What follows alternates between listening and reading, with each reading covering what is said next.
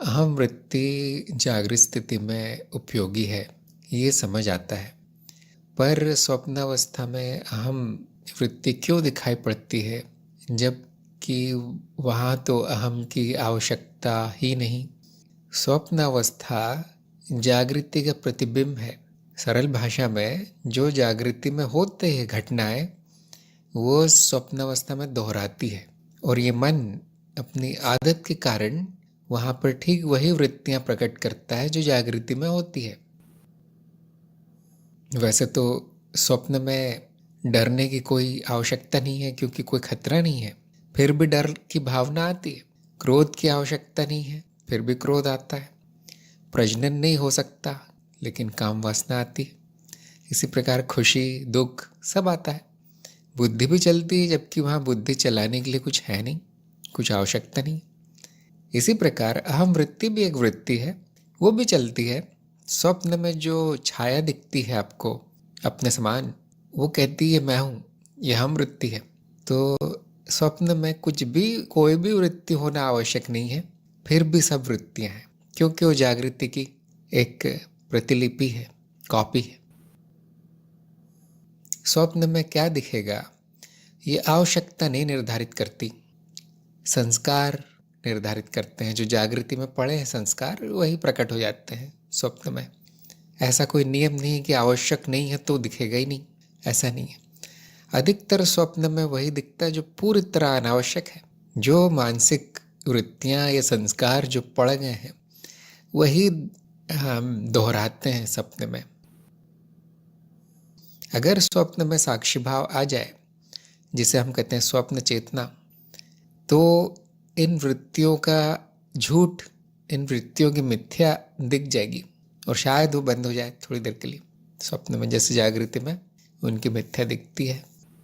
स्वप्न में विवेक बुद्धि क्यों काम नहीं करती, और स्वप्न में साक्षी भाव कैसे बनाए रखें? देखिए, आपकी चिंता स्वप्न नहीं है। अभी आपकी चिंता है मुझे ज्ञान हुआ या नहीं। क्या है ऐसा? स्वप्न से क्या करना है हमें? आप कार्यक्रम में है, चरण 3 में है। ज्ञान सत्यापित हुआ या नहीं, परीक्षा की तैयारी हुई या नहीं, इसकी चिंता कीजिए। जो विवेक बुद्धि है वो जागृति में भी तो काम नहीं करती। मेरे लिए क्या सही है, मेरी प्रगति कैसे होगी, मुझे क्या करना है, अभी निर्देश क्या दिए गए कार्यक्रम में, ये विवेक बुद्धि से जाना जाता है। देखिए, आपकी अभी भी नहीं चल रही, जागृति में भी नहीं चलती है बुद्धि। बुद्धि एक प्रकार की मानसिक योग्यता है, एक मानसिक शक्ति है। वो बनी बनाई आती है मनुष्य में, लेकिन विकास नहीं होता उसका, क्योंकि वातावरण सही नहीं है, या ज्ञान बहुत है, या अनुशासित नहीं है वो व्यक्ति की बुद्धि, या उसकी रुचि ही नहीं है बुद्धि को बढ़ाने में। तो वो जो उत्तरजीविता के लिए, जीवन चलाने के लिए, जीवित रहने के लिए जो बुद्धि मिली है, उतनी ही रहती है जिंदगी भर। किन में? जैसे कि मैंने कहा, लगा लीजिए कुछ 90% मनुष्यों में उतनी रहती है। जिनमें थोड़ी योग्यता है, रुचि है, वो अपनी बुद्धि को तराशते हैं, अच्छा करते हैं, उसको अपनी अंतिम संभावना तक ले जाते हैं। क्योंकि बुद्धि सीमित है, लेकिन फिर भी बहुत ज़्यादा उसमें संभावना है। अनंत तो नहीं है मनुष्य की बुद्धि, लेकिन बहुत दूर तक उसको ले जाया जा सकता है। तो जिसकी जागृति में नहीं चलती बुद्धि, उसकी स्वप्न में क्या चलेगी? जैसे कि मैंने कहा है, स्वप्न जागृति की एक छाया है, धुंधली सी छाया। दूसरा कारण है क्योंकि स्वप्न में चेतना नहीं है, जिसको हमने कहा साक्षी भाव। ज्ञान नहीं है स्वप्न में, ज्ञान याद नहीं आता, क्योंकि ज्ञान है ही नहीं। पहली बात, बहुत से लोगों में जिनमें है उनको याद नहीं आता, क्योंकि उसके लिए भी साधना लगती। जिनके जागृति में नहीं है साक्षी भाव, स्वप्न में तो कभी नहीं आएगा। तो साक्षी भाव के कारण संभावना है कि बुद्धि कार्य करने लगेगी स्वप्न में। हाँ, मैं जानता हूँ क्या सच है क्या झूठ है। ये दृश्य झूठ है, स्वप्न में कुछ भी होगा। ये स्वप्न मेरी स्मृति की छाया है। ये सब ज्ञान प्रकट हो जाएगा लंबी साधना के बाद। इसका बीज मंत्र है जागृति में साक्षी भाव। तो स्वप्न में थोड़ा थोड़ा दिखाई देगा, तो वृत्ति थोड़ी थोड़ी कार्य करेगी, ज़्यादा नहीं करेगी। जागृति में कैसे आएगा साक्षी भाव? जब तक आत्मज्ञान नहीं है, नहीं आएगा। आत्मज्ञान कहाँ मिलेगा? ज्ञान दीक्षा कार्यक्रम में। तो देखिए आप सही रास्ते पर है, लेकिन आप जो अभी तक हुआ नहीं उसकी चिंता कर रहे हैं। जो आपको करना चाहिए वो कीजिए। जो इस समय जो जिस चरण में है वो कीजिए आप। ना हमें स्वप्न की चिंता है ना बुद्धि की।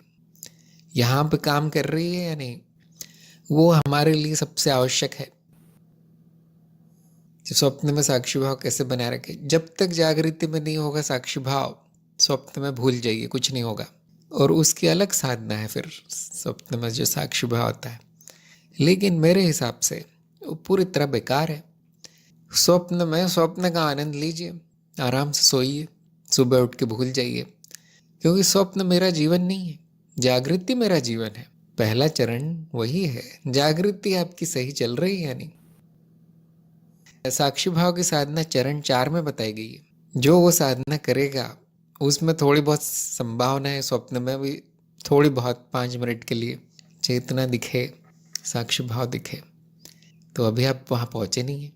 सभी अवस्थाओं में साक्षी भाव संभव है, लेकिन वो लंबी साधना का फल है। अगर आपका जागृति में साक्षी भाव रहता है तो आपका कार्यक्रम समाप्त, क्योंकि चरण 4 में सिखाया गया साक्षी भाव, तो आपको वो सब करने की ज़रूरत नहीं है। ये निर्णय सबको लेना है। देखिए, ये सबको निर्णय लेना है जो कार्यक्रम में आते हैं। ज्ञान हो गया है, मुझे परीक्षा देना है या नहीं? जिनको चरण 4 में साक्षी भाव की साधना करनी है उनको परीक्षा देना ज़रूरी है, परीक्षा में उत्तीर्ण होना। और अगर पहले ही आ गया साक्षी भाव जागृति में तो फिर कार्यक्रम समाप्त हो गया, अब ज़रूरत नहीं है आपको। आपने अपनी इच्छा व्यक्त की है कि मुझे स्वप्न में चाहिए साक्षी भाव, जो कि बहुत बड़ी लंबी साधना के बाद आएगा, स्वप्न का प्रयोग करने के बाद आएगा।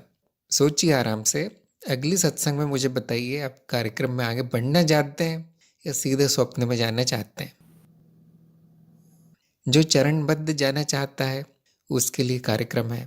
जिसको लगता है कि नहीं अब कुछ यहाँ पे मिलेगा नहीं, ज्ञान हो गया है, साक्षी भाव रहता है, वो कार्यक्रम में उसका समय नष्ट होगा, उसको कुछ नहीं मिलेगा कार्यक्रम में।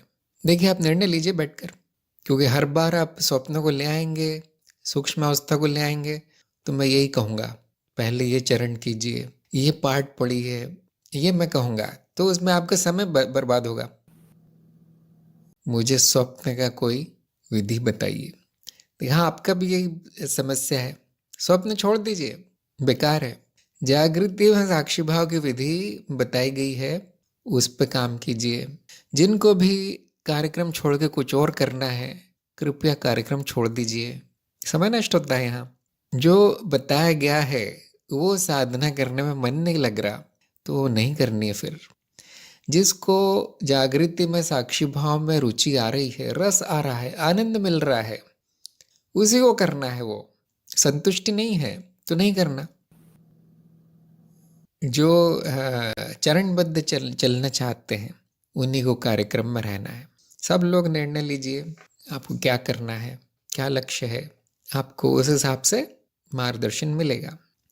फिर भी मैं बताना चाहता हूँ कि सभी का कल्याण इसी में है कि वो निर्देशों पर चलें, और जो मन में इधर उधर से आवेग आ जाते हैं कि मुझे ये करना है, मुझे वो करना है, उनको अभी छोड़ दें। ये आखिरी मौका है आपके पास, इसके बाद कार्यक्रम नहीं मिलेगा, न मैं मिलूँगा।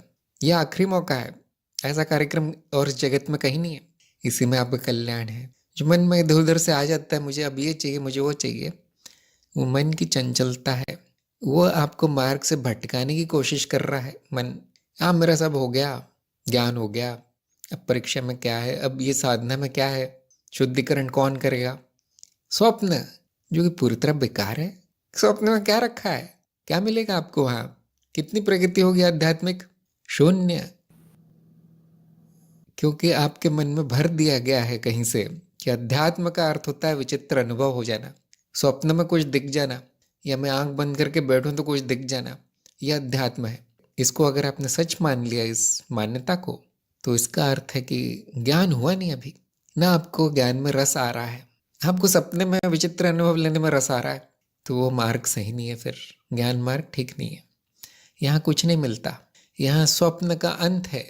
ध्यान दीजिए, जागृति भी स्वप्न है, आपने अभी तक उसके बारे में शायद सोचा नहीं कि मैं अभी भी तो स्वप्न देख रहा हूँ, इसमें मेरा साक्षी भाव नहीं है, उसकी मुझे चिंता नहीं है, लेकिन मुझे वो विचित्र अवस्थाओं में जाना है, वो ज़्यादा अच्छी है। ये क्या दिखाता है? ज्ञान अभी हुआ नहीं अच्छे से,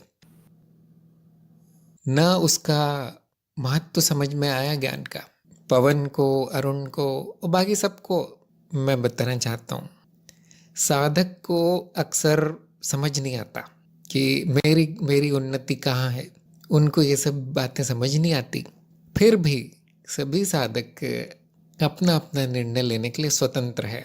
मैंने जो बोला है उस अच्छा नहीं लग रहा किसी बात से, किसी कारण से, तो कोई बात नहीं आप स्वप्न कर लीजिए जो करना है, लेकिन फिर मैं उसमें कुछ नहीं कर सकता। देखिए, आपके कार्यक्रम में स्वप्न के कोई प्रयोग नहीं है। सभी लोग निर्णय लेके बताइए कौन सी साधना करनी है, कौन सी नहीं, कौन सा कार्यक्रम करना है, कौन सा नहीं, क्या अनुभव चाहिए आपको, ये सब निर्णय लीजिए, मुझे बताइए, मैं आपको बताऊंगा क्या करना है। उससे आपका समय बचेगा। जिनका साक्षी भाव सद गया है, अब उनको कुछ नहीं करना है। देखिए, मेरा काम समाप्त होता है। अरुण ने कहा, मुझे आपका प्रत्येक सुझाव अच्छा लगता है, चरणबद्ध ही चलना है। तो चरणबद्ध चलिए, फिर आपका कल्याण होगा, आपकी प्रगति होगी। ये सारा कार्यक्रम आदि सब कुछ आप ही के लिए बनाया गया है। अब मन भाग रहा है इधर उधर, उसको नियंत्रण में कीजिए। पवन ने कहा, साधना जारी है, स्वप्न साधना की आज्ञा ली है। हाँ, करते रहिए। उससे उम्मीद रखना ठीक नहीं है, क्योंकि जब तक जागृति में नहीं रहेगा साक्षी भाव, बाकी अवस्थाओं में उम्मीद नहीं होती। फिर भी किसी किसी में विलक्षण प्रतिभा होती है, वो पहले ही दिन से स्वप्न में भी साक्षी भाव आ जाता है। किसी किसी में होती है, इसलिए हम रोकते नहीं किसी को। मैं ऐसा नहीं कहता कि मत करना ये, लेकिन वो महत्वपूर्ण नहीं है। साक्षी भाव का क्या अर्थ है? अभी जो दिख रहा है वो सपना है, यह अर्थ है साक्षी भाव का। अभी भी सपना ही है, अब लाइए आप इसमें साक्षी भाव। जो ये सोचता है जागृति सत्य है और मुझे स्वप्न में चाहिए साक्षी भाव, अभी उसका जागृति में भी नहीं आया साक्षी भाव। इसीलिए चरणबद्ध चलना जरूरी है।